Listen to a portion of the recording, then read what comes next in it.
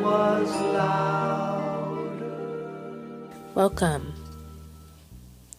So today we're going to talk about, or I'm going to talk about, something that's been on my mind. Well, it's constantly on my mind because I'm a therapist and a thinking person, I guess, or a feeling person or whatever. I'm always trying to figure out, kind of like crack the code on how people can live the most people can live the most sort of optimal kind of existence. And I'm always looking for different ways to make that happen. And I'm also constantly looking at conditions, social conditions that might be in place that are getting in the way of that happening. I do happen to think that there are many social conditions now and conventions, shifting conventions that are making it, sorry about the ruffling paper, that are making it much more difficult for people to mature. So I think the whole concept of psychological maturation is important, and I'd like to discuss that. In our ideas about what it means to be mature have shifted too, and in our world now. So we're going through so many big changes, and it really shows in the people who come into my office anyway. I'm just going to try and follow along with some of these notes that I wrote down. Jeez Louise.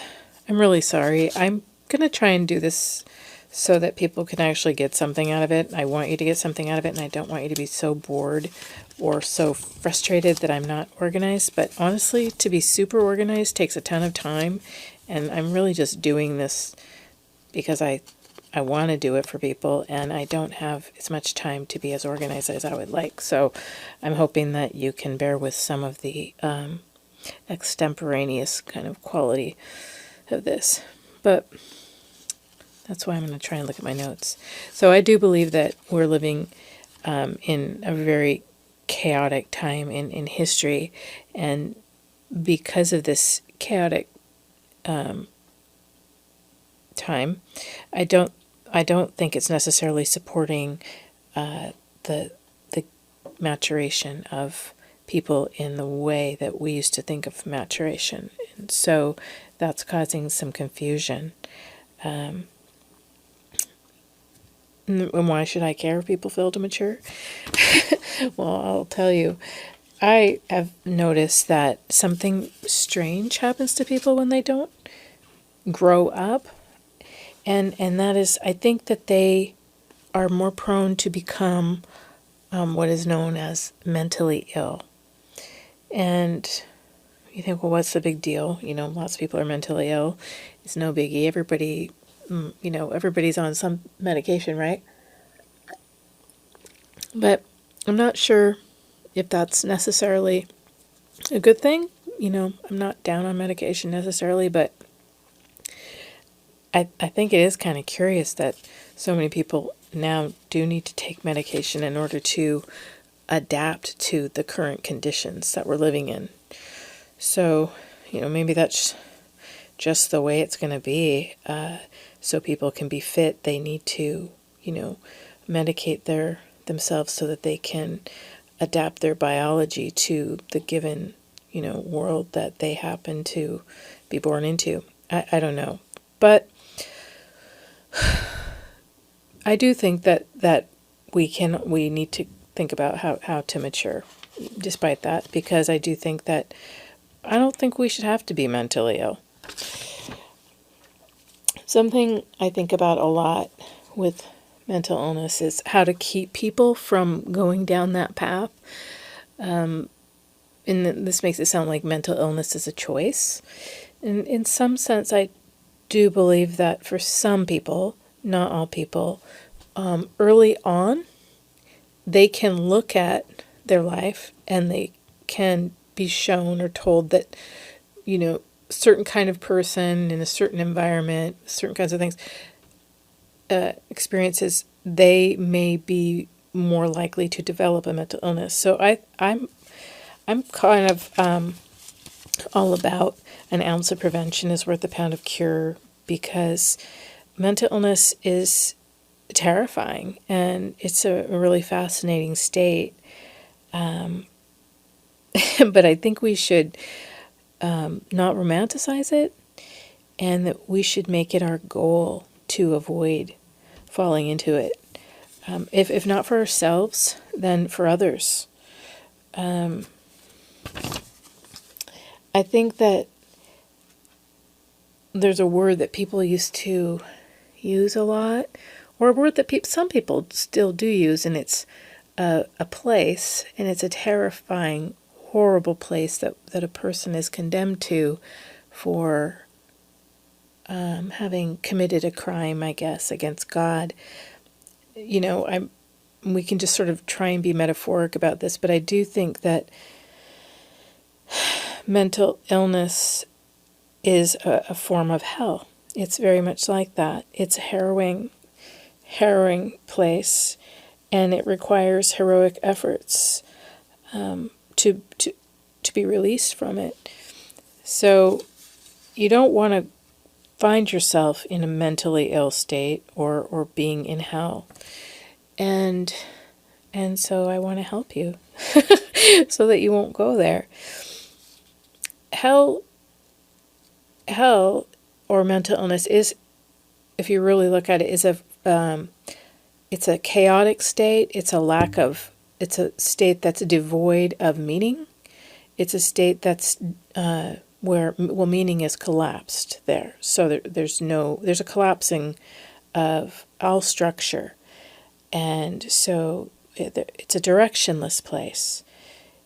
It's a place where you may not have words, you may not have language to communicate with others. So there's a profound sense of despair and isolation in an exaggerated, like a harrowing exaggeration of the self as being completely solitary. It's a terrible, terrible place. So it's horrible for the individual, right? And so we would think of these people as sufferers.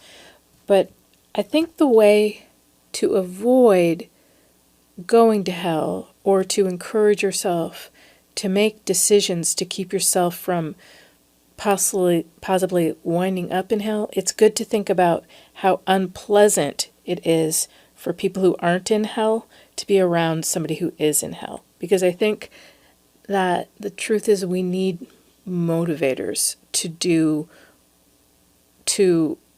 we need meaning in life. And if we can avoid living in hell so that others can be free from that contagion, I think that's an incredible boost to one's personal meaning in life. So just avoiding hell is providing an incredible service to humanity.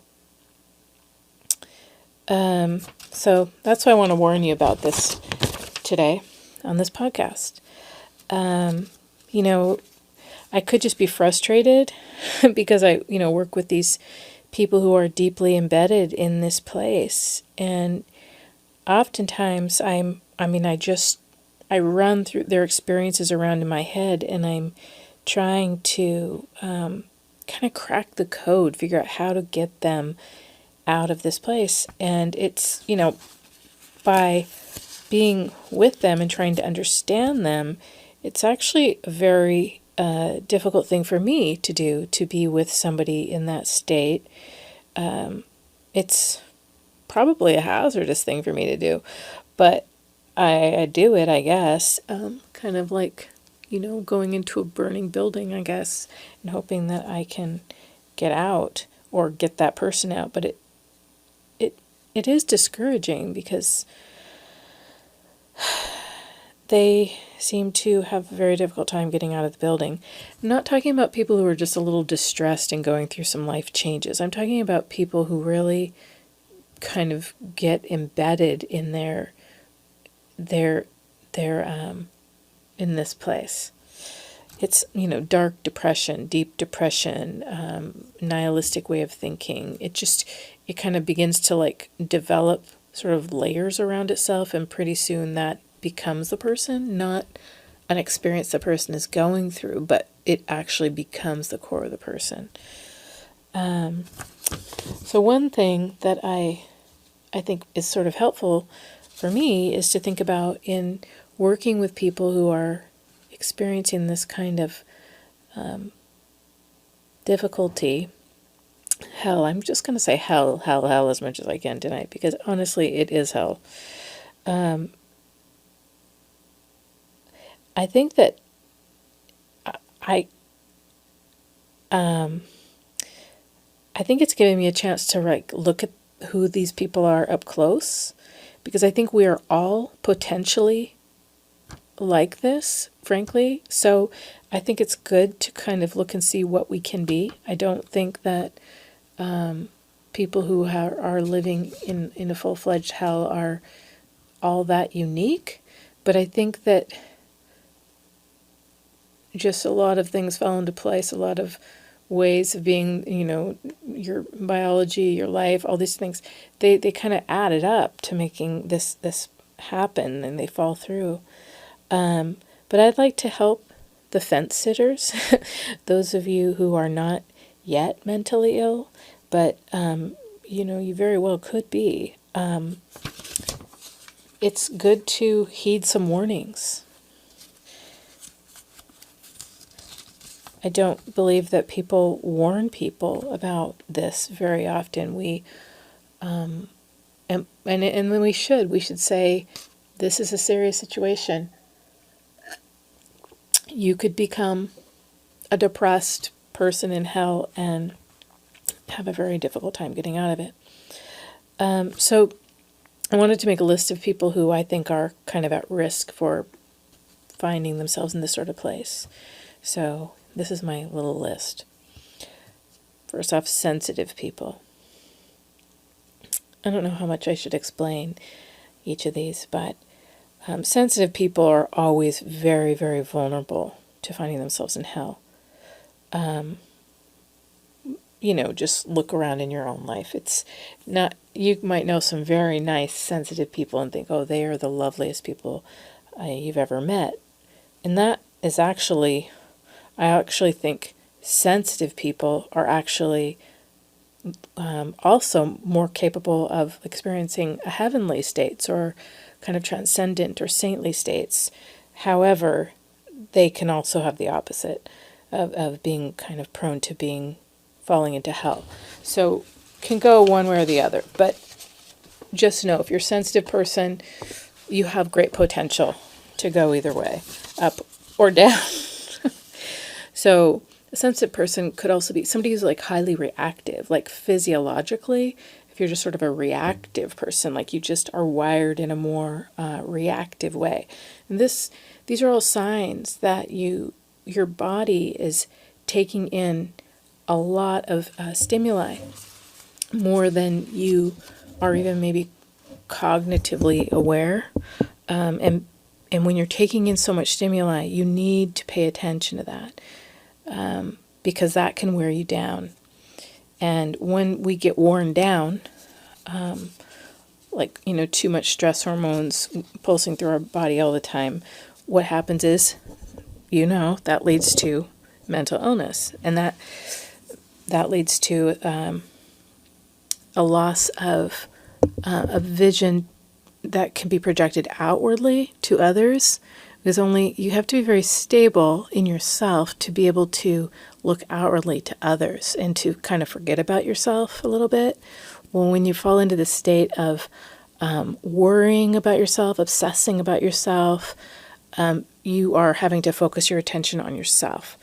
And that is kind of why you notice like mentally ill people are also, some people will say they're kind of self-absorbed, but basically they are kind of the definition of selfish.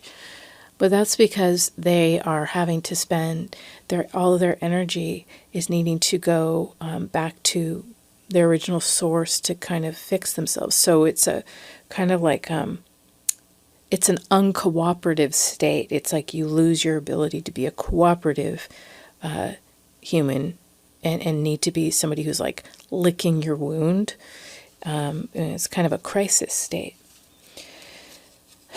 So other people who are prone to this, creative people, like artistic type people, this is a given. And this is our creative, artistic people, particularly those who are actually living in and amongst and circulating with other creative people in creative cultures, really do not get this. They oftentimes, those creative cultures are often, they sort of prioritize and prize being very open and spontaneous, and they enjoy or they find a lot of meaning in flouting convention or what seems conventional or order in general, which is really a bad thing for a creative person or a person who's prone to mental illness, because the people who need the most order in life, ironically, are those who are most creative.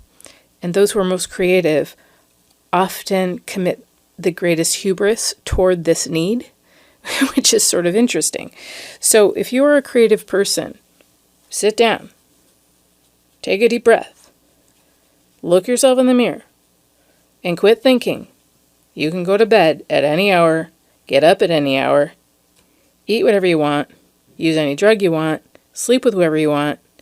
Basically, all of those things that you think you can do because you are a creative person and that's what people in your creative community do, all those things are going to make it so that you have a higher likelihood of winding yourself up in mental illness and hell. And I don't even have to explain that, because all you have to do is look around in your community and you'll see it, because it's there. Most people who are creative and want to do something with their creativity, and most successful creative people, you'll always read in their bios, oh, ironically, they seem like they're wild, but they actually, go to bed really early and spend a lot of time at home and are homebodies, blah, blah, blah, blah, blah. That's because the people who really want to make something of their creativity, they are humble enough to understand the creative process and respect it, and they are not so proud and think that they have to be able to do whatever they want, because the truth is nobody can do whatever they want. That is a lie. And especially sensitive creative people. Okay, I said it. Okay, number 5, traumatized people. So people who've had something really difficult happen to them, anything that kind of shatters your reality, it's going to actually sort of crack you open in like an egg, and a lot comes out of that, and that means that your reality needs to be reconstructed. Your reality is lacking order because of this fracturing that's taken place, and so that is definitely that chaos that came from the trauma is going to make it so that you need to spend a ton of energy rebuilding order in your life. And the thing is, nobody anymore, how can I? These days, people don't talk a lot about the importance of building structure in your life, because structure has been equated with, it's something that plenty of people employ in their life. All successful people have it, but nobody will talk about it because it can make you look like you have a stick up your butt. It can also make you look like you're not open and tolerant to everybody's lifestyle. And the thing is that being open and tolerant to every lifestyle isn't really going to keep you out of hell personally. That's more of a stance that you want to take toward other people so that you can stay out of their business, and that's a good thing. But that doesn't really help you prioritize what you need to do. So you can't be 100% tolerant with yourself. You have to be able to decide what you need to do for yourself. But sometimes what happens is some people are very insecure, and they want to make sure that they kind of are trying to live the sort of absolute tolerance or relativism in their own life so that they won't offend anybody with their own choices. So a lot of people are like that. Particularly young people. Like I spoke with a young woman one time who was weeping in my office, and maybe I said this in a different podcast, and forgive me if I did. I may repeat myself sometimes, I'm sure. Anyway, and she was weeping because she was not wanting to have sex yet in her life, and she didn't have a problem with her friends being, whatever they were. They all were something unique and different. And it bothered her that they would think that she was a prude, or that, no, not that she was a prude. She didn't really care what they thought of her. She worried that her not wanting to do that, her having made her own personal choice for herself, would implicitly, would be kind of like a subtle judgment of them. So she was a very smart girl, and she kind of understood that people a lot of times people need to feel, she blah. Anyway, you get the point. She was too aware of trying to fit in with other people, but she didn't feel that what other people were doing, needing that peer pressure, she didn't feel that what they were doing was really what she wanted to do. She was conflicted. She was suffering from some mental illness too. But she had, I think sometimes, and this is, I guess, another category I didn't even write down, sometimes if you're the kind of person who actually thinks things through for yourself, like you're truly, you're not an outside the box thinker because you want to be, you just happen to be an outside the box thinker because you are an original thinker. And let me explain. People who think original thoughts, or meaning they kind of like, it's like DIY for thinking, they actually kind of think things through themselves. They build their ideas and thoughts kind of, they take a bunch of stuff from the world, obviously. It's all coming from other places, but they don't take things kind of verbatim, kind of from the culture, because that's just not the way their brain works. So people who think like that, who are more, that's, I guess, a part of creativity, but they're more able to kind of look at their own experience, and they can extract ideas from their own personal experience, and they can generalize those. Those kind of people oftentimes, at least anymore, they can be prone to mental illness. And the reason for that has to do with the fact that right now, well, I think it's always been this way, but I think in general, most people aren't that way. So you're going to be kind of an outlier. There are a lot of people, most people, the way we are, and I don't think this is a bad thing, but most people their minds don't think that way. They're more kind of like just picking up on bits and pieces of what other people are thinking, and somehow that becomes their thought, and so they're sharing thoughts more. But somehow some people aren't doing that as much, and it makes them feel isolated from other people. It also makes it so that they're more prone to, they can notice inconsistencies in different things. They're not as prone to groupthink. There is a lot of groupthink in our world right now, and we're sort of we sort of don't even seem to notice or talk about that, but maybe a little bit. But so if you're one of these people who is, I guess, more creating your thoughts based upon your actual observed experience, and able to gather facts from your own life, experiential knowledge, if you actually privileged that knowledge over kind of prepackaged received wisdom, you will be prone to mental illness, I think, from all of the people that I've seen. The reason why isn't because you're crazy, it's because you're going to feel such extreme pressure in feeling so alone and different and not corroborated from the external environment. And so anytime we're not corroborated or validated, that leads to tremendous pressure and self-doubt, because people naturally need that. So that's something to think about. If you have that, I'm not saying you should stop being that kind of person. You can't really. It's just what it is. But you should investigate, look into history more, learn who other people were who thought that way, learn how they coped. You should always be thinking of how you personally must address your unique liabilities that can lead you to hell.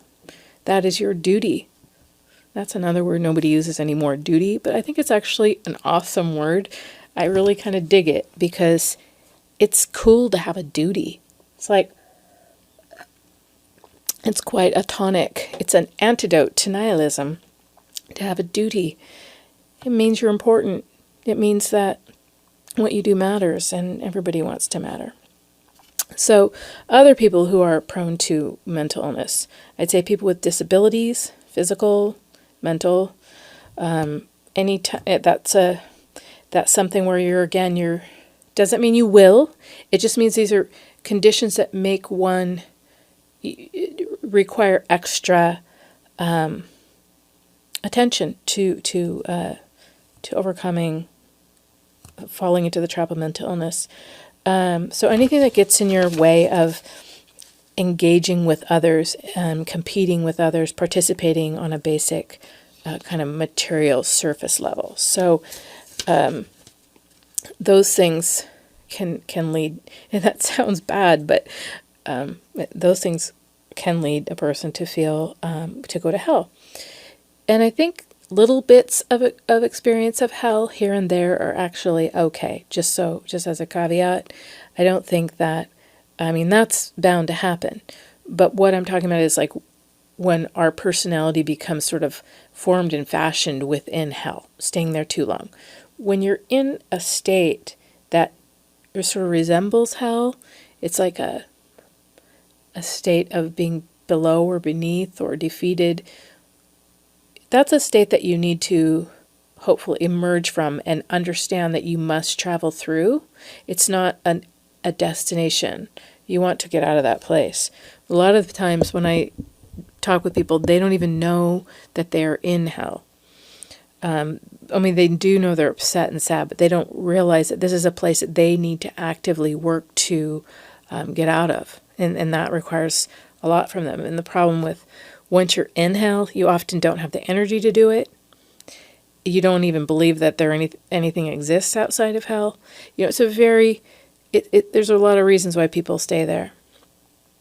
So people who don't seem to be as likely to wind up with mental illness, hellish kind of condition, ironically, they tend to be people who are relatively straightforward, who exhibit kind of a basic competence.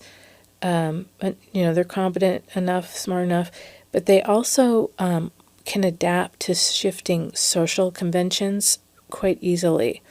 So, and that doesn't mean that that's so great, that they're adaptive. It doesn't mean that they're smarter or anything. It just means that they don't seem to be as, it's almost like, let's put it this way, their lack of kind of a personal self, a sense of self in a way, of a certain kind of way, makes it so that they are more flexible. So they aren't necessarily living at the highest place the way people who are prone to hell can live in. Remember I said you can be heaven or hell or heaven, whatever. But the people in the middle who don't tend to go to either one, they're just sort of more Middle Earth kind of people. And I'm so grateful that we have people like that. And I hope more. Well, I think we're getting to have less people like that. But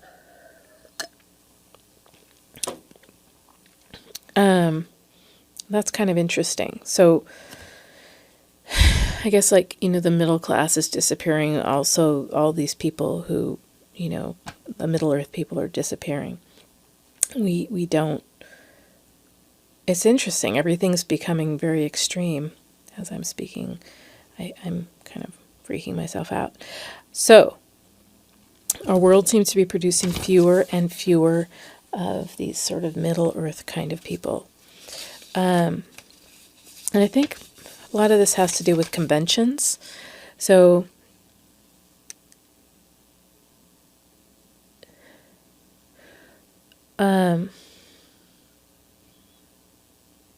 I think that there's a lot more confusion now as conventions are breaking down.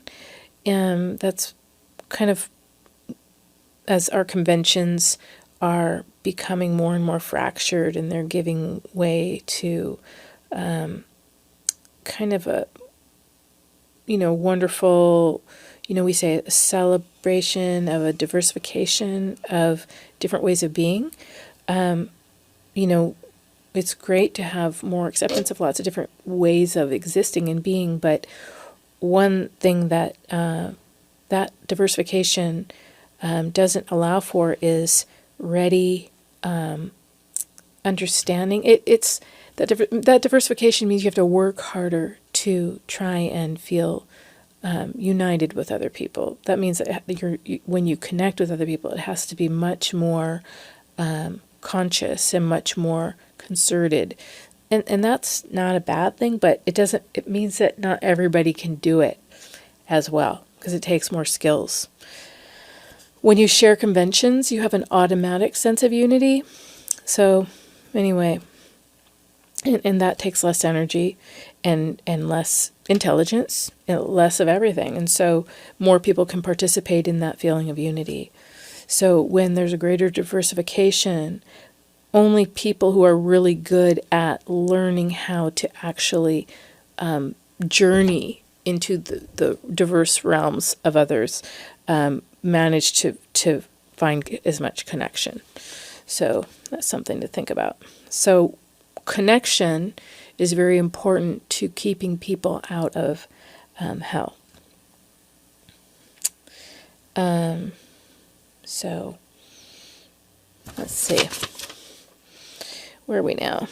So today, the game that we are playing is just increasingly complex, and I consider kind of our social realm, our social world, the game. And though we attempt to celebrate each unique lifestyle equally, the truth is that with such a high degree of relativism permeating our world, few people are able to really muster the personal authority to ground their individual choices. So when everybody gets to decide what's best for them, what that basically means is you need to have this thing, I call it personal authority.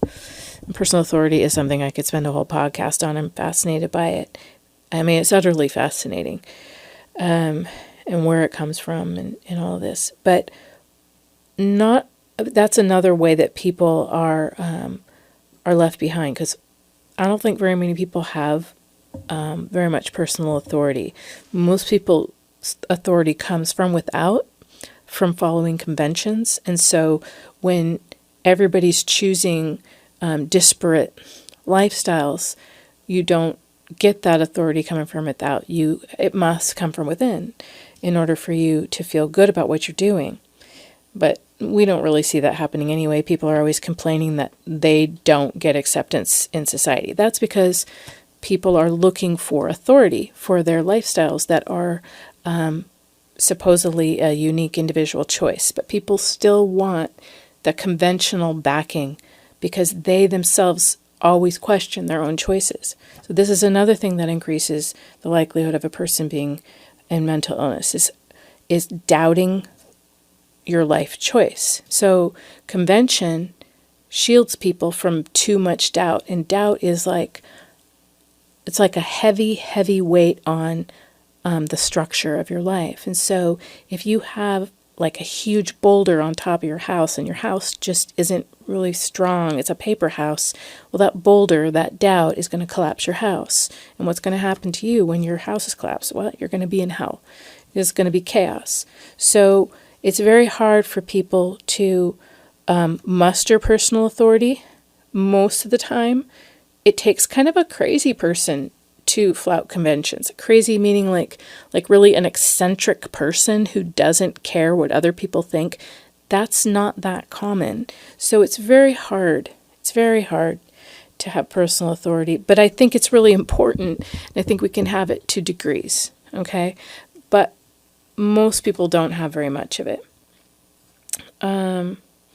So when you are in a society that has broken down all the conventions and there's no sense of what path is, good, better, best, and all that, people have to decide on what they're doing. This leaves your non-neurotic person in a chronic state of questioning. And that's just very, very hard, this chronic questioning. It also, that chronic questioning, what does it do? It keeps the person, all the arrows are pointing back to the preservation of the individual self. The person can't leave the self. It's like they become hypervigilant on their own person.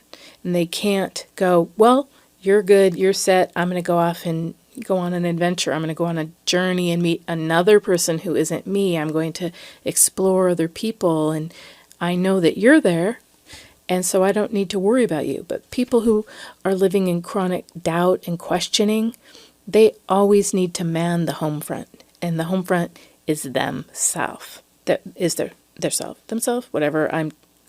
My grammar shit. Anyway, so that makes them somewhat boring. And it also, think of it. It's just so nice when you can just be excited about other people and the world. But when you go out and about and you're doing something and all you're thinking about is, what do people think of me? Oh, what do they think of my hair? Am I passing? Do they think I'm think of all the different ways that people are now taught to fixate on themselves and to criticize others for not perceiving them accurately. That is hell. Okay? That is hell. And we do not want to be there. But apparently that's what we have going right now. So the stress of not knowing if you're doing the right thing, if you're okay enough, of never being sure, exhausts our limited energy, right? And people become depleted, and they collapse into after a while they can collapse into a state of nihilism. So what nihilism is a state of no meaning. Nothing has any meaning. It's, when everything is, when we take away hierarchies and, decide, it's in a way, it's you're automatically going to become nihilistic. The thing is, I understand why we've tried to take away hierarchies, because we don't want anybody to feel judged.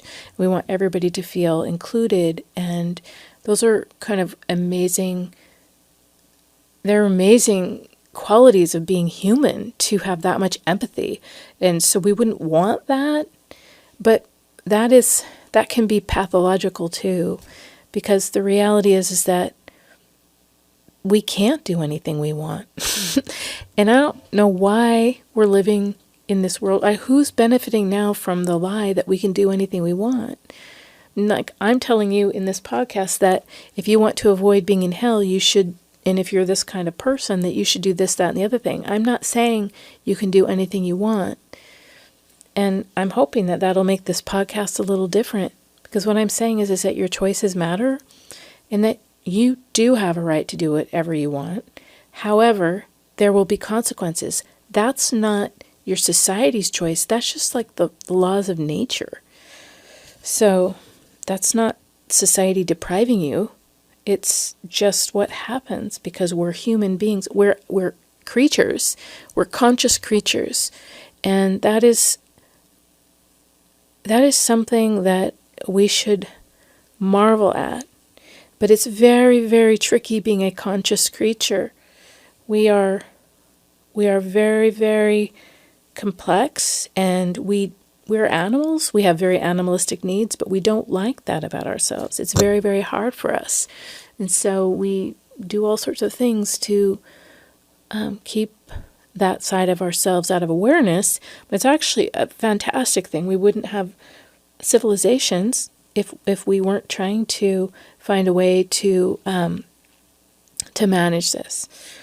But I believe because we are conscious creatures, we can have mental illness and we can find ourselves in hell, because those states are basically a way, they're alerts to all of us to say, there are some things that are not good for us as conscious creatures. And it's not because society says they're not good. It's because they just aren't, because of how we all work together. So that's what I think. Yeah. This is my podcast, and I can say what I think. So there you go. Okay. So meaning. So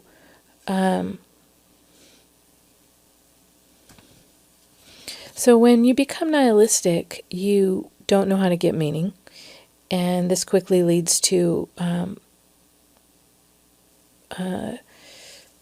it helps you to not worry about it. What did I write down? I can't even read my own writing. The point is, people are not wired to exist in an idle fashion.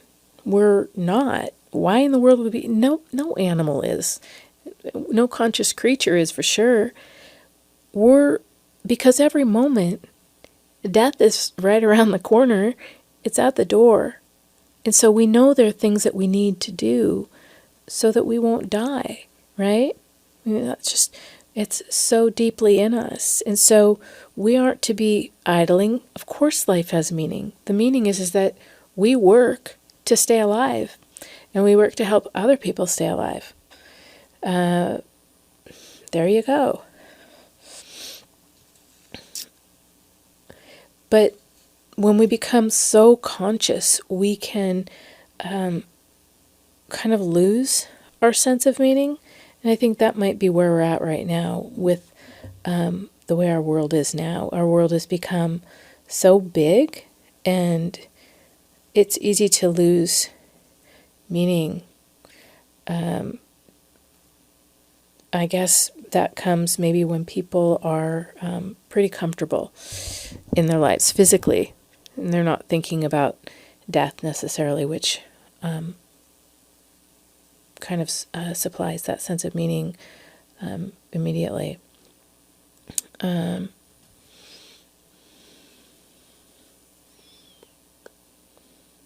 So one thing that can happen when people in our day and age lose that sense of meaning is they think that they need to, or they think, well, I'm going to try and just make myself feel happy all the time. And, if there's no meaning, I may as well just have a good time. And so they begin to pursue pleasure so that they can just feel good. And I don't know about you, but there's nothing worse, as far as I can see, than being tasked with needing to find new and interesting ways to titillate yourself. It's really hard, actually. A need for constant stimulation becomes kind of its own form of tyranny. So then people, break down under that too. And that can lead to mental illness because it's sort of exhausting. It's sort of, I guess if you imagine a car and you were driving it, but you were driving it with your foot on the accelerator, pushed all the way down, of course the car's going to run out of gas a lot faster, right? It's just hard. It's very hard to do because, you become inured to the pleasures. So I don't believe we need contrasts for pleasures. We need times where it's not about us, and then times where it is about us. So nihilism, pleasure seeking, that can set the foundation for mental illness too. So hedonism leads to psychic breakdown, in my opinion. And I see a lot of that in my office. It can be fine for a while, obviously, but hopefully when a person finally does have their breakdown, they're able to turn it around and get themselves out of that hellish place. A lot of, I think, kind of more people who have more structure kind of all around them. Maybe they're from a very structured family, meaning like maybe their family is very successful or they're around a lot of successful people. They can plunge into these states. This is another thing to think about. And then what happens is the world that's so ordered around them, sort of naturally that can pull them out of it. At least they have that as an escape route. But there are a lot of people who, if they go into this sort of state of breakdown, and then the world around them is also in a state of breakdown, it's going to be much harder for them to actually escape that personal state of breakdown if their world is also unable to offer them a hand because we kind of naturally structure ourselves to those we're around. So a lot of times people will be very hedonistic when they're in, like, say, a college setting, and that's kind of interesting because, say, a college is a very ordered place, and your academic studies, being in the college, it's an institution, all of that is a highly structured environment. So that's like a fireplace that you can like burn yourself out in. And so you're not probably going to do as much damage there than, say, you're from like an inner city and there's a lot of breakdown there, and a lot of people unemployed. You know what I'm saying.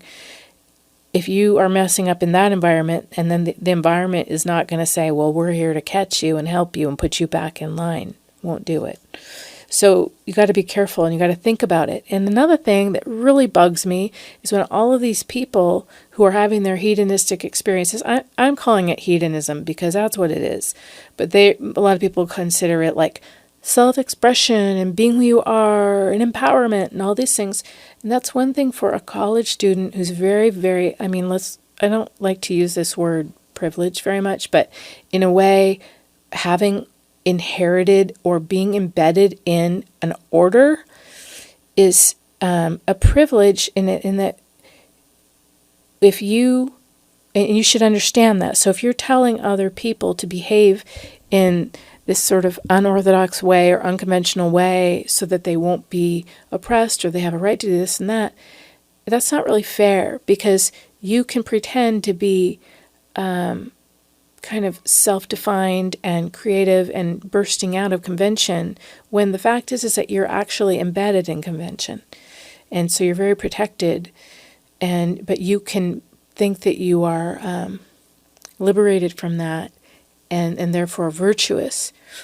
But if you're going to tell other people to do something similar, who those behaviors are going to maybe lead them to a place that's much more chaotic, and they're not going to have a chance of returning out of that chaos. That's not right.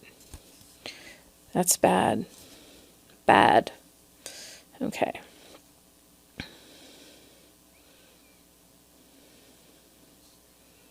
So, hedonism, it leads to psychic breakdown. Hedonism, particularly for people who are in settings that don't have external structures and orders that provide for them kind of by proxy, I guess. The reason why hedonism in and of itself is bad is because what happens is that we aren't really safe if our highest goal is pleasing ourselves. And that sounds kind of paradoxical, but hear me out.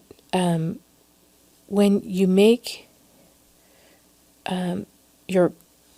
essentially, you're going to decrease others' ability to trust you when you are your most important. When taking care of yourself is most important, other people are not going to consider you somebody that they can rely upon if you always put yourself first. And you don't want that, because particularly if, you want other people to trust you. That's just a bottom line. That will keep you out of hell in so many different ways. So you do need other people to trust you. So think about that. When people don't trust you, then you become psychologically isolated. Okay? And you do not want to become psychologically isolated. You can be a successful person and do a lot of things, and like maybe you are a very smart guy and you have a good job, but you just can't find somebody to love, and so you hop from partner to partner or whatever. Or same for a woman. That's very common. So a lot of people, they become adept at having careers. This is pretty common these days, but their interpersonal lives are very sterile and they're underdeveloped, and that is because they're maybe not, they've spent so much time thinking about themselves that they haven't really developed the capacity to think about others, and so they may be successful in isolation. But honestly, unless you're a psychopath, how successful can you be if you're isolated? People are not meant to be alone. I don't care if apodments are popular. I really don't think people are meant to be alone. But then again, with apodments, they're a bunch of little pods all like crammed together.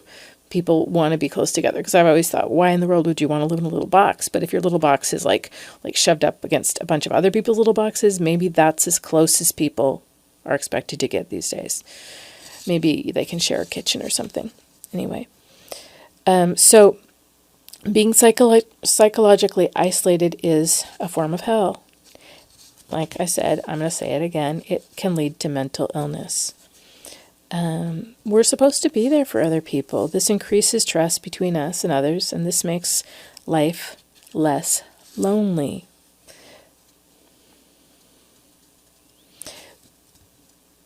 When we help others do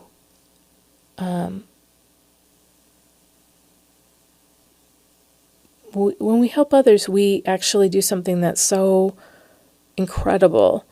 We actually transcend ourselves. And I think that is such an incredible thing to have happen. But nobody talks about this anymore. We're all obsessed with personal rights and protecting our roles as victims. Feeling one is a victim, by the way, is also a sure indicator that you will be on your way to developing a mental illness. So victim mentality is another podcast altogether. But it's also a definite sign that you have been, you could have been infected with an ideology that is actually using you and making it so, and it's encouraging your isolation, and it's making you blame other people for things as if they are really responsible for something that you actually are responsible for. Now, this is a huge problem. Huge, huge, huge, huge. So the bottom line is this. Some people are going to become mentally ill. And when this happens, they are not able to fully consider other people. And this is basically selfishness. And some people will make concessions for people who haven't the mental resources to engage in reciprocal relationships. But many, many, many people will not. Many will leave the mentally ill person. So as more and more in our chaotic society inch toward mental instability, more and more people will be left behind by other people. To me, this is an epic problem. So, solution. I guess I should end with a solution. I feel like this is the most boring podcast in the world, but I do think these ideas are very important. So, hopefully it will be redeemed because they are important and it's not about me. So, solution. Realize what you do matters, okay? Everything you do counts. You can make the lives of other people better, or you can make the lives of other people worse. You can show them that we are more than what we see in the moment, in the mirror.